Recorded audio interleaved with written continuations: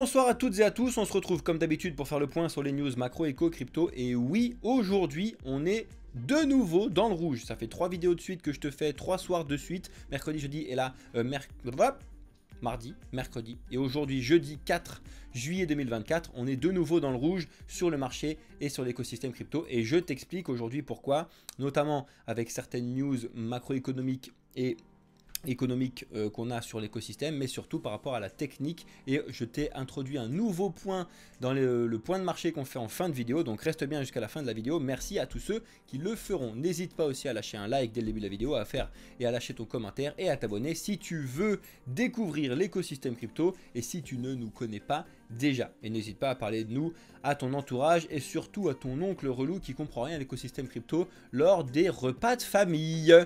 Trêve de bavardage, laissons place à la vidéo, let's go. Alors oui, c'est rouge. Donc c'est rouge, hein, c'est rouge derrière moi, c'est rouge sur le marché à gauche ici, c'est rouge à ta droite, c'est rouge partout, d'accord? Est-ce que c'est l'hécatombe? Non, d'accord? Clairement pas. En plus de cela, je vais t'expliquer ce pourquoi on a de nouveau rebondi encore une fois sur le fameux support de Bitcoin et on va analyser ça ensemble en fin de vidéo sur le point de marché, donc reste bien connecté jusque là. En attendant, tu regarderas bien évidemment sur le jour, on est en moyenne entre 8 et 11% de baisse de partout. Certains arrivent à tirer leur épingle du jeu, notamment le Pendle qui avait déjà perdu très très cher et le FTN. Bref, on regardera ça juste après. On a Consensus qui vient d'acquérir WalletGuard pour justement continuer à rajouter de la sécurité sur MetaMask. Parce que oui, Consensus, ce sont les développeurs de MetaMask, de l'écosystème qui tourne et qui gravite autour d'Ether. Donc ça, ce sont de belles nouveautés et ça fait plaisir d'avoir encore et encore et encore du travail autour de MetaMask. Parce qu'il ne faut pas se le cacher, ils ont quand même perdu un petit peu de vigueur face à Rabby qui est sorti parce que Rabby il a toujours une interface utilisateur qui est beaucoup plus simple d'utilisation, beaucoup plus stylée que MetaMask, donc ils ont encore beaucoup de travail sur ce sujet. On a un clair chaos législatif en France actuellement. Donc ça, c'est quelque chose qui fait peur. Donc en France, tu le vois bien, on fait que d'en discuter ensemble et ça impacte directement les marchés et aussi les marchés crypto sur certains, malheureusement.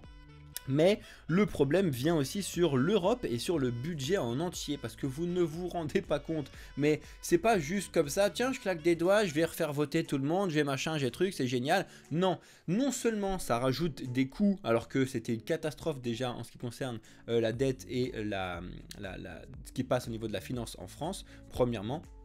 D'accord. Et deuxièmement, c'est tout simplement des sujets qui permettent de cacher les réels sujets qu'on a actuellement. C'est-à-dire que si tu regardes les médias, peu importe lesquels, un média crypto ou pas, d'ailleurs regarde là c'est un média crypto qui te parle des législatives en France, on parle beaucoup de ça et on oublie ce qui se passe dans le monde et la macroéconomie qui est catastrophique, mais vraiment catastrophique. C'est assez stressant ce qui se passe je trouve et je le rappelle encore une fois, on a beaucoup de points qui vont bouger cet été et en général sur l'année 2024 comme on vous l'avait prévenu déjà fin 2023, donc c'est très important de surveiller ce qui se passe actuellement en Europe et également en France. D'ailleurs j'appelle à tout le monde à aller voter dimanche, peu importe pour qui vous allez voter, c'est très important, on a le droit de vote donc il faut y aller s'il vous plaît.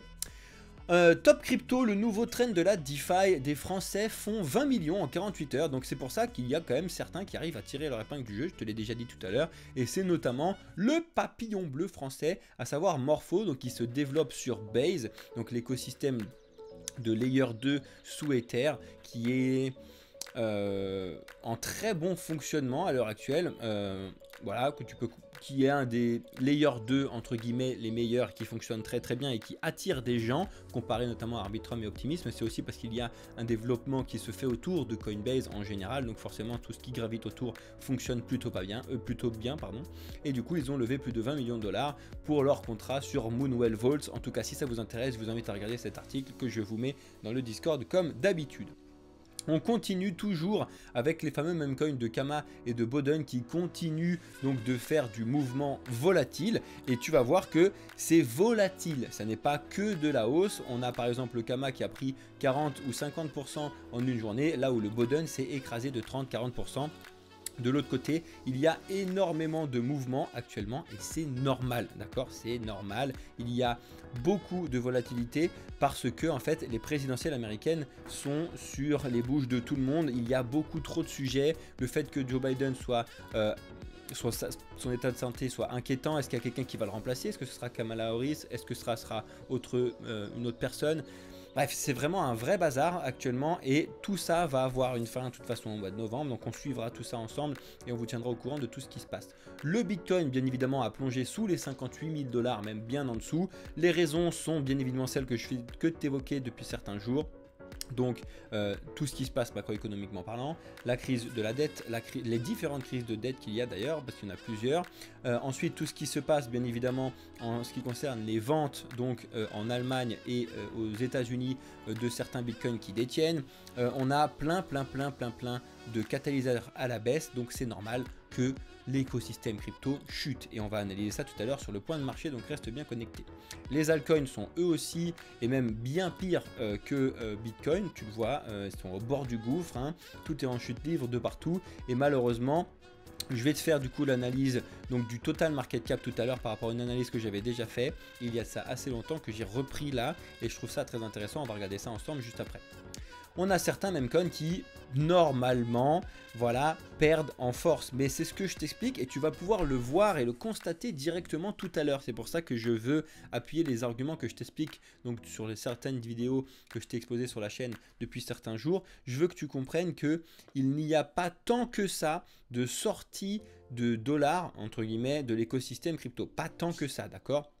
Il y a beaucoup de mouvements, tu vois, on a beaucoup d'altcoins qui perdent 50, 60, 70% et tu as certains memcoins qui remontent. C'est tout simplement qu'il y a des mouvements dans l'écosystème crypto. Mais ce qui est très intéressant de comprendre et qu'il faut noter, c'est qu'il n'y a pas d'entrée de nouveaux acteurs et pas d'entrée d'argent actuellement ou très peu. C'est ça le réel problème qu'il y a, c'est que ceux qui regardent nos vidéos actuellement sont des gens qui sont déjà dans l'écosystème crypto, très peu de nouveaux. En même temps, c'est normal parce que sur les news, là, quelqu'un qui est complètement novice, je vais complètement le perdre, d'accord, c'est normal. En même temps, ceux qui veulent apprendre beaucoup de choses, il y a d'autres vidéos qu'on vous propose sur la chaîne et bien évidemment, venez nous rejoindre sur le Discord. En attendant, le PEP tombe et ça fait quand même plaisir, on va pas se le cacher. On continue avec les rumeurs sur l'ETF Ether et comme je vous l'ai déjà dit, eh ben, on est encore en train de le décaler.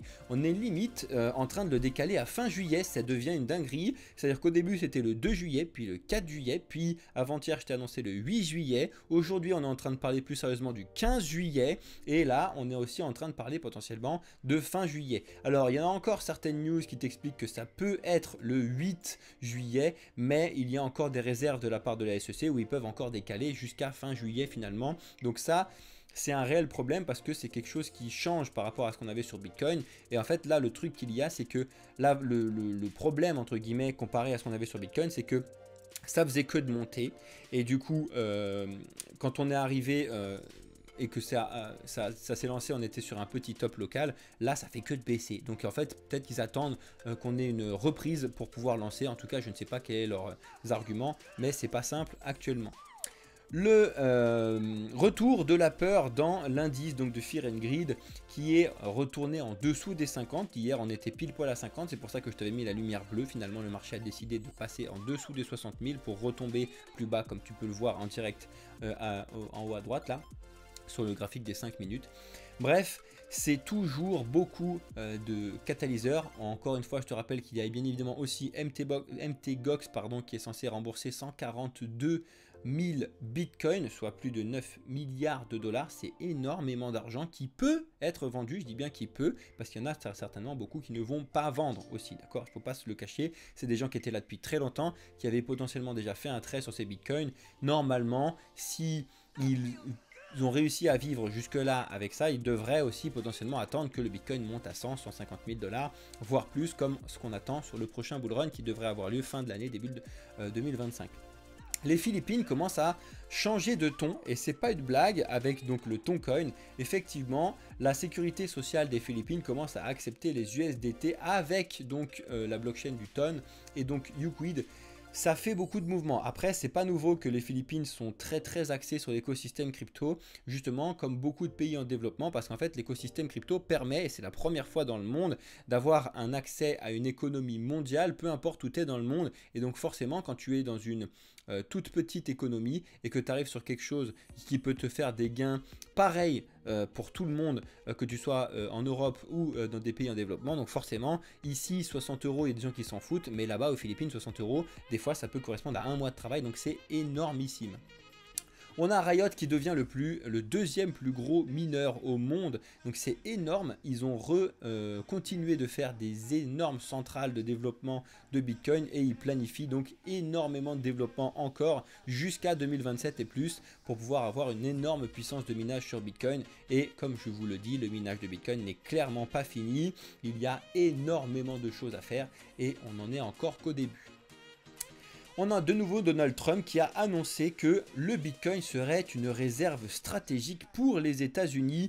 Alors, je pense qu'il joue beaucoup sur les bad news et les bad moves pour pouvoir se faire élire. C'est comme ça qu'il a déjà été élu et donc il continue à s'amuser un petit peu sur les marchés selon moi. Et donc là, il surfe un petit peu sur la vague crypto, sur la vague des meme coins, etc. Je ne sais pas jusqu'où ça va aller. Je ne sais même pas si de toute façon il va être élu ou si il va perdre, sachant que de toute façon cela fera beaucoup de mouvements sur l'écosystème crypto en général à partir du mois de novembre et donc des élections présidentielles qu'on suivra.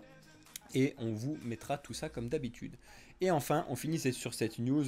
Comme il y a énormément de sanctions sur la Russie, tu le sais très bien, hein, de la part donc de l'Europe, des États-Unis, de tout l'OTAN en général, et ben la Russie encourage directement l'utilisation des cryptos. C'est assez dingue, là où lui te dit non, c'est nul, je veux faire que la mienne. Et enfin bref, c'est assez incroyable ce qui se passe en Russie et ce qui se passe dans le monde en général. C'est incroyable dans le sens où c'est un réel, vrai bazar où tout le monde est devenu malheureusement beaucoup sur sa petite personne avec des gros guillemets plutôt que de s'ouvrir au monde comme ça a été le cas pendant des décennies. Là on est redevenu un petit peu, j'ai plus le mot quand on s'intéresse qu'à sa personne, là bref, dis-le moi en commentaire si tu l'as, mais c'est assez catastrophique. Donc le Fear Grid est repassé dans le neutre bas, donc on est limite retourné dans la peur. Pas de panique encore pour l'instant, vraiment il n'y a pas de panique, franchement. Pour l'instant ce qui se passe est très sain sur l'écosystème crypto, il n'y a pas de peur à avoir.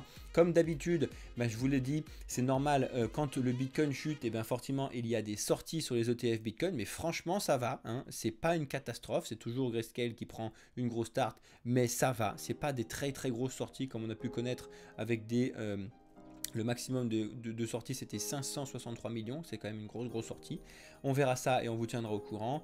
Les news aujourd'hui, comme je vous l'ai déjà dit, il n'y a rien, d'accord. Demain, on va avoir du coup le NFP qui va tomber, assez important parce que c'est quand même des données que Jérôme Powell regarde quand il va faire sa macroéconomie et donc la gestion donc, des taux de la Banque centrale et de la Fed. Ensuite, on va repasser dans une semaine un petit peu plus calme, sachant que par contre on va avoir donc l'inflation qui va tomber le 11 juillet qu'il va falloir regarder de très près aux États-Unis. Alors, les marchés sont bel et bien dans le rouge, carrément dans le rouge. Même si Bitcoin arrive potentiellement un petit peu à rebondir là en direct, on est toujours sur quelque chose de très compliqué, d'accord?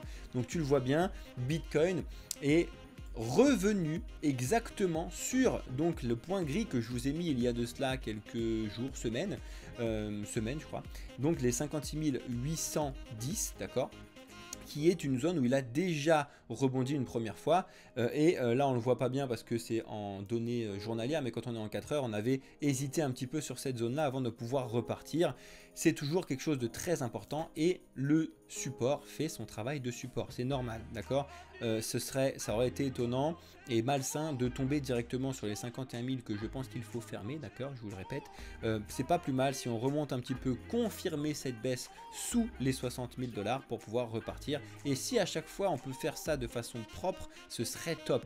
C'est-à-dire qu'on casse à la baisse, on vient confirmer, on casse à la baisse, on vient confirmer et on vient refermer 51 000. Ce serait très propre plutôt que de partir directement comme on l'a déjà vu faire plusieurs fois, d'accord. En ce qui concerne Ether, bah malheureusement, il a pété ce support plus ou moins propre qu'il avait à 3200 et c'est vraiment la route vers les 3000 psychologique et technique qui a été pris par Ether pour l'instant, et donc on a une petite perte de puissance de la part d'Ether. Juste avant de revenir sur donc les altcoins que je vous ai expliqué cette semaine, je veux revenir sur la total market cap donc de tout l'écosystème crypto. Ce que je vous explique et ce qu'on vous explique tout simplement avec Alex, bien évidemment, c'est que on était, hein, on va voir, pour l'instant on est en train d'être quand même sur le bas, si on repart, bon, on continue de trader sur notre range, d'accord. Mais ce qui est important et ce que je voulais voir et ce que je vous ai mis depuis très longtemps, donc c'est que malheureusement ou heureusement, le Fibo fait toujours plus ou moins son travail. C'est-à-dire que le Fibo que vous voyez là, les zones de couleur que je vous ai mis, c'est donc le retracement de Fibonacci qui a été calculé depuis la baisse donc de 2021 juste au plus bas qu'on a eu l'année dernière, d'accord. Très important, enfin en 2022. Et du coup, comme par hasard, donc les points qui sont donc le 0,618 et le 0,786 font à peu près bien leur travail. Si tu regardes que ça a été un très joli support plusieurs fois, que là malheureusement on est en train de casser, donc on va voir si on peut repartir dessus ou pas. Donc c'est pour ça que c'est très important de regarder ce qui se passe aux 2 trillions là, et que pareil, les 2 trillions 5, 2 trillions 6 ont fait un excellent travail la dernière fois également. Donc le Fibo, ça fonctionne aussi quand même assez bien. Malheureusement, je m'attends, comme je vous l'ai dit, à voir retomber sur cette zone là avant de pouvoir au moins repartir, mais malheureusement on pourrait retomber un peu plus bas. Par contre, ce que je veux que vous voyez aussi, c'est donc regardez, quand on prend donc le maximum qu'on a eu donc le 14 mars, que je vous ai déjà expliqué plusieurs fois, et maintenant vous constatez que le total, donc toutes les cryptos, toutes confondues, d'accord, là c'est vraiment tout le monde, n'a que 22% de baisse. Alors oui, c'est beaucoup drivé par Bitcoin, ça c'est clair, on n'a que 22% de baisse. Donc tous ceux qui me disent oui mais c'est bon, c'est drivé que par Bitcoin, c'est pour ça que je te prends le total 3. Donc le total 3 c'est 100 Bitcoin et 100 Ether, d'accord. Et là, donc si tu prends donc le plus haut qu'on a eu et que tu prends maintenant, tu te rends compte que certes on a un petit peu plus de baisse, on est à moins 28%, mais on n'est clairement pas sur les moins 50, 60, 70% de beaucoup de très gros projets. Qu'est-ce que ça signifie donc? Ça signifie qu'en fait, certes on a une baisse globale du marché, d'accord, qui n'est clairement pas catastrophique comparé à certains qui le disent, et par contre on peut constater qu'il y a donc de l'argent qui se déplace plutôt. Parce que si tu as des cryptos qui font moins 70% et que tu as un marché total qui fait que moins 30%, c'est-à-dire qu'il y en a d'autres qui s'en sortent bien, voire très bien, d'accord. C'était potentiellement le cas de Kaspa, etc., d'accord, qui sont moins pires que certains autres. Ça c'est très intéressant parce que ça c'est vraiment le total sans Bitcoin et sans Ether, et donc il y a des gros projets et ça c'est pas anodin. C'est-à-dire que c'est quelque chose que j'explique et que j'étudie depuis des mois maintenant avec les premiums. Je vous rappelle que vous pouvez devenir premium quand vous le voulez, vous pouvez regarder un petit peu ce qui se passe donc sur notre Discord et sur notre site internet, vous pouvez devenir membre premium, et tous ceux qui deviennent membre premium maintenant, vous avez accès à l'éducation et la formation qu'on a fait donc de préparation sur le bull run depuis novembre, on a commencé là-dessus, donc vous pouvez revenir rétroactivement là-dessus, c'est hyper important, donc c'est vraiment super bien pour vous, et vous verrez qu'on fait des analyses vraiment complètes et très importantes, et notamment pour tous les premiums. Alex vous fait une analyse tous les jours sur la partie de marché parce que c'est lui qui s'occupe donc du trading. Bref, donc tout ça pour vous dire qu'on a beaucoup de déplacements de l'écosystème crypto, et tu le vois bien, il n'y a pas, voire pas du tout de nouveaux entrants, d'accord. Ça c'était le premier point que je voulais vous montrer avec les deux totaux que je voulais vous montrer là-dessus.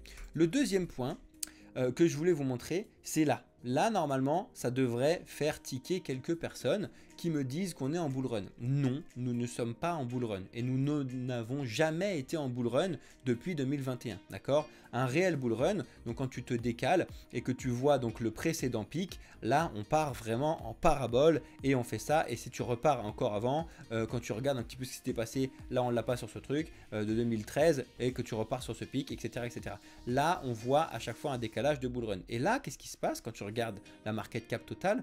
On n'est même pas revenu sur le plus haut donc de la market cap qu'on avait le 8 novembre 2021, soit les 3000 milliards de dollars d'investis. Alors oui, quand tu regardes Bitcoin, Bitcoin a dépassé donc ce plus haut qu'on avait eu le 8-9 novembre, d'accord, donc ça tout le monde le sait, mais tu vois bien que c'est au détriment des autres projets. Donc ça c'est tous les maximalistes qui vont dire bah oui c'est parce que c'est Bitcoin c'est le meilleur, peut-être. En attendant, ce que je vous explique c'est que il n'y a pas eu lieu le bull run encore, mais il va avoir lieu, d'accord, ça c'est quelque chose et c'est un fait. D'accord, quand tu reviens un petit peu en arrière, ça me fait un petit peu penser à ce mouvement ici qu'on avait, donc de remonter où certains étaient repartis un petit peu sur cette partie-là en 2019 qui était à fond et après on avait pu attendre un certain temps pour repartir en bull run.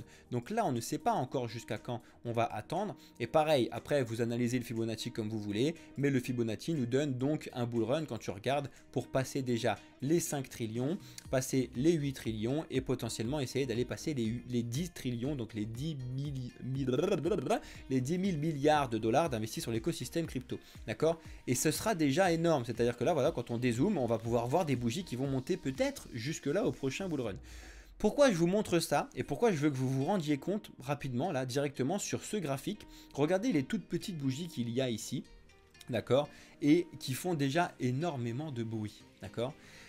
Si jamais on arrive là à 10 000 milliards de dollars d'investis sur tout l'écosystème crypto, sachez que c'est même pas certaines prédictions uniquement sur Bitcoin pour certains analystes. Vous vous doutez bien quand vous regardez ce graphique là total que ça n'est pas possible, d'accord, c'est absolument pas possible de voir l'écosystème Bitcoin d'ici août aller taper les 10 000 milliards de dollars, c'est pas possible. À l'heure actuelle, il faut se enlever cette idée de la tête, c'est vraiment totalement des conneries, j'ai pas eu peur de le dire, de dire ça aux gens, hein, vous inquiétez pas, d'ici cet été, Bitcoin sera 1 million de dollars. Non, ça n'est pas possible, d'accord, actuellement c'est pas possible. Par contre, sur le long terme, ce sera possible. C'est-à-dire que si tu regardes la fin donc et que tu te décales ici dans le temps et que tu regardes un petit peu, voilà, décembre, janvier, février 2025 et qu'on est ici donc sur toute cette zone-là, c'est pas impossible que là on commence à avoir du vrai mouvement sur l'écosystème crypto. Ça n'est pas encore le cas et c'est très important d'être conscient de ce qui se passe actuellement. Donc non, nous ne sommes pas en bull run.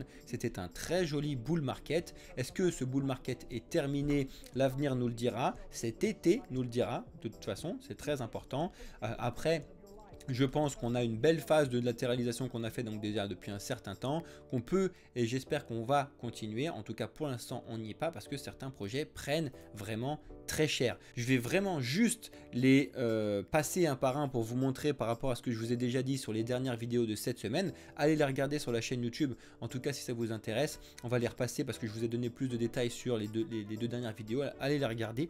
Mais rapidement, on a Arbitrum, malheureusement, qui a donc, je vais remettre en 4 heures, ce sera un poil plus clair, qui a complètement cassé les 0,76. Bon bah c'est exactement le potentiel que je vous avais dit si jamais Bitcoin chute, ça chute exactement ici. On a le Matic qui est venu exactement faire ce que je vous avais expliqué qui était possible de faire par rapport à ce qu'on avait macroéconomiquement, économiquement. C'est vraiment très très joli, mais on a Matic qui était passé en dessous des 0,56 et je vous ai dit normalement la prochaine target c'est les 0,50. On est venu pile poil dessus. Félicitations à tous ceux qui ont regardé un petit peu ce type de choses et qui ont réussi à analyser et qui ont pris potentiellement des positions. Bien évidemment absolument aucun conseil là-dessus, mais en tout cas c'est un accompagnement qu'on vous fait et donc les premiums je pense que vous êtes aussi bien évidemment avantagés là-dessus. On a le Cardano qui a complètement transpercé les 0,39 sans s'arrêter dessus, c'est assez fou, potentiellement en route vers les 0,35 comme je vous l'ai dit. Le Solana c'est pareil, je vous avais dit on avait un très joli rebond sur les 150 et la prochaine target c'est 134, comme par hasard on y allait direct et là on bloque un petit peu à 134 donc c'est normal et là on devrait bloquer dessus. C'est aussi pour ça que c'est intéressant d'analyser un petit peu tout l'écosystème crypto, tu vois qu'il y a des supports un petit peu de partout et donc c'est pas impossible qu'on voit Bitcoin faire ce qu'il est en train de faire d'ailleurs actuellement, de rebondir très joliment sur les 56, peut-être revenir sur les 60 000, voire les 59 pour confirmer justement une baisse. Donc on regardera ça et on vous tiendra au courant bien évidemment. Le BNB a lui aussi réussi à décrocher un petit peu sa stabilité, mais encore pour une fois pas de choses à s'alarmer. On est en train de revenir sur les 500 $. C'est pour l'instant assez logique. Les layers 0, ça chute dans tous les sens. Hein. Le Avalanche repasse en dessous donc des 27 comme prévu, j'ai envie de te dire, en route vers les 21. Le Polkadot est revenu directement sur ses 5,6 et a rebondi dessus parfaitement. C'est assez joli et assez propre. Atom est en train malheureusement de casser le 6,3. Je vais essayer de vous mettre plus bas ce qu'il y a. Certains hier en live me disaient Atom à 1$. Je ne suis pas sûr que ça puisse tomber à 1$, même sur une grosse crise. Le plus bas du bas du bas du bas, selon moi, ce serait 2$ par rapport à la market cap, etc. Déjà, si jamais on va refermer les 5$, ce serait déjà entre guillemets une catastrophe. Le Venom est en train de valider ce que je vous disais hier, une baisse, et de continuer sa baisse. Donc c'est vraiment, je vous avais mis ce point. Les 0,14, je ne sais plus, je vous l'ai mis mi-juin, un truc comme ça. Et comme par hasard, quand on vient le casser, on vient remonter dessus et après on retourne à la baisse. C'est très très simple ce qui se passe actuellement et c'est limpide et c'est du trading vraiment très très joli à voir. C'est assez incroyable, ça se passe pas tout le temps comme ça. Donc c'est assez beau quand ça se passe. On attend donc le fait qu'il se change en ASI, bien évidemment. En attendant, il s'est dirigé très gentiment vers les 1,12. Le render qui est en train de casser le 6,9 malheureusement. Est-ce qu'il va retomber sur le psychologique des 5$? C'est compliqué, mais vous voyez que ça fait partie des projets qui sont en train de casser vraiment les supports plus ou moins long terme qu'on avait donc depuis mars et donc depuis la belle montée qu'on avait fait, donc ce joli bull market, pas bull run. Le flux qui est en route pour l'instant sur ce que je vous dis, ce que je pense être intéressant d'aller refermer les 0,51, 0,5 psychologiques. Ça pourrait être intéressant, ça peut être une belle zone d'achat entre guillemets. Le Polix est en train de chuter complètement parce que ce qui se passe au niveau des RWA et de l'utilité crypto actuellement, il n'y a plus personne. Donc c'est normal, ça chute et ça peut encore continuer de chuter au moins sur les 0,2 et potentiellement aller chuter sur les 0,14. Donc on n'y est pas encore mais ça peut descendre. Le Link malheureusement lui aussi est revenu se heurter sur le support des 12,8. On verra s'il peut aller sur les 11,8. L'avenir nous le dira. API 3, donc un des concurrents plus ou moins au Link, axé sur l'interopérabilité et donc un oracle, a complètement pété ses 2,1 et en route vers les 1,7. On vous tiendra au courant. On a de nouveau une petite crise des gros meme coins, donc ça y est, ça repart carrément à la baisse. Donc le Dogecoin est en train de casser son support technique des 0,10. On verra s'il arrive à le tenir, à repartir ou pas. En tout cas, il a été très très fort ici pour l'instant. Ça casse, on verra bien comment ça se passe. Le Floki a cassé les 0,0016, en route potentiellement vers les 0,001. Le Jupiter suit et a eu un mouvement assez bizarre sur OKEx la nuit dernière, mais pour l'instant il suit ce qui se passe à peu près sur Solana. Etherfi et tout ce qui se passe sur le restacking de Solana, finalement les gens se rendent de Solana, pas du tout, d'Ether se rendent compte que c'était carrément surcoté. Et quand je vous dis qu'il y a de l'argent qui se déplace, c'est que ça s'est quand même déplacé sur beaucoup d'autres projets de restacking, notamment ce qui se passe sur Solana. Voilà, ENA c'est pareil, ça dégringole. Le Kaspa est venu très joliment rebondir sur le 15, sur les 0,15, les 0,15. Et c'est assez propre ce qu'il fait. Quand je vous dis qu'il y a certaines cryptos, donc depuis le mois de février-mars, qui sont que en train de monter, c'est le cas de certaines cryptos, notamment du Kaspa. Et quand on regarde les deux dernières, le VeChain se pète les dents comme prévu et en route vers les 2 centimes, et le Morpheus Network qui tenait bien la baraque des 0,68 malheureusement vient de la casser pour l'instant et est en route beaucoup plus bas. Voilà, j'ai de nouveau réussi à vous faire une vidéo moins de 30 minutes, j'espère que ça vous plaît. J'espère de pouvoir voir un petit peu votre engouement et votre enthousiasme dans les commentaires. Merci à tous ceux qui lâchent un commentaire, merci à tous ceux qui lâchent des likes, ça fait super plaisir les amis. Et bien évidemment, n'hésitez pas à vous abonner si vous n'êtes pas encore abonné, à parler de cette chaîne et donc du projet Blockchain Capital, de regarder ce qui se passe sur la levée de fonds.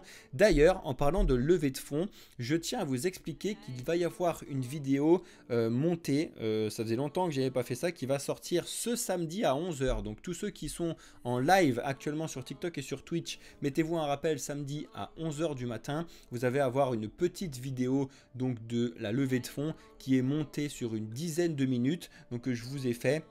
avec 2-3 points humoristiques à l'intérieur pour que ce soit plus facile à regarder. J'espère que vous serez au rendez-vous pour pouvoir regarder cette vidéo et j'espère que vous pourrez la partager avec vos amis. J'ai fait exprès qu'elle soit partageable, c'est-à-dire qu'elle soit de 10 minutes maximum pour que n'importe qui ne nous connaît pas puisse regarder un petit peu ce que l'on veut faire avec la société Blockchain Capital et ce qu'on veut faire avec cette levée de fonds. En attendant, tous ceux qui sont sur YouTube, je vous souhaite un excellent week-end parce que je suis de nouveau de mariage ce week-end. On se retrouve la semaine prochaine. Et j'attends vraiment vos retours sur la vidéo qui va sortir samedi, bien évidemment sur celle-là aussi. En tout cas, merci à tous ceux qui lâchent de la force. Je vous laisse je vous laisse tous ceux qui sont sur YouTube. C'était Cryptéo pour la société Blockchain Capital. Ciao les amis YouTube.